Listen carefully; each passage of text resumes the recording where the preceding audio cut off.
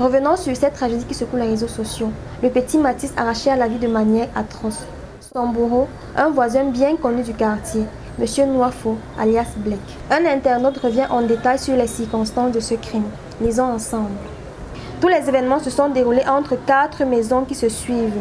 La première maison est le domicile des parents du gosse assassiné. Ensuite, une deuxième maison située entre la scène du crime et le maquis, auberge dans lequel a eu lieu la bagarre entre les deux adultes, l'assassin du gosse et Paulin, le père de la victime. Et juste après le maquis auberge, c'est le domicile de tonton Black. Black et Paulin sont deux vieux amis qui partagent une réputation d'impulsivité pour les uns et de violence pour les autres. Black a aussi une réputation d'époux violent et d'agresseur au couteau. Ce sont deux personnes qui se fréquentent quotidiennement et dont les enfants se connaissent. Ils passent leur journée ensemble dans le maquis auberge situé entre les deux domiciles. Ainsi, entre deux bouteilles vides, une bagarre a éclaté entre Black le meurtrier et Paulin le père de la victime. Au cours de la bagarre, Paulin a pris un verre de tais-toi qu'il a asséné à Black sur la nuque, ce qui a mis un terme à la bagarre. Black a juste fait quelques pas pour se retrouver chez lui, s'armer d'un poignard, puis faire quelques autres pas pour entrer dans le domicile de Paulin où il a ses habitudes. Les enfants les plus âgés, certainement intimidés par son air menaçant, se sont barricadés dans la chambre.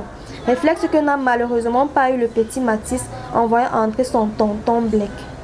Les autres enfants barricadés dans la chambre ont rapporté que les derniers mots de Mathis furent « Tonton Black, s'il te plaît, ne me tue pas. Papa arrive. » Après avoir tailladé le bras du gosse, il lui a asséné un coup de poignard au niveau du cou. Les voisins arrivés immédiatement s'efforçaient à mettre un garrot sur le bras, mais le gosse saignait au niveau du cou. En moins de 30 minutes, le gosse a été conduit à l'hôpital militaire voisin où les médecins ont juste constaté le décès. Il faut rappeler que quelques jours plus tôt, le même Black a agressé un autre garde du quartier appelé Ministre. Les témoins de la bagarre disent que Black avait coincé la tête de Ministre sur le bitume et l'assénait des coups de poing. Or, ces poings ont la particularité de porter des grosses bagues métalliques. Après cette bagarre, Ministre est rentré se coucher chez lui et ne s'est jamais réveillé le lendemain. Ce sont les voisins accompagnés de policiers qui ont forcé la porte et constaté son décès, probablement de suite d'un traumatisme crânien.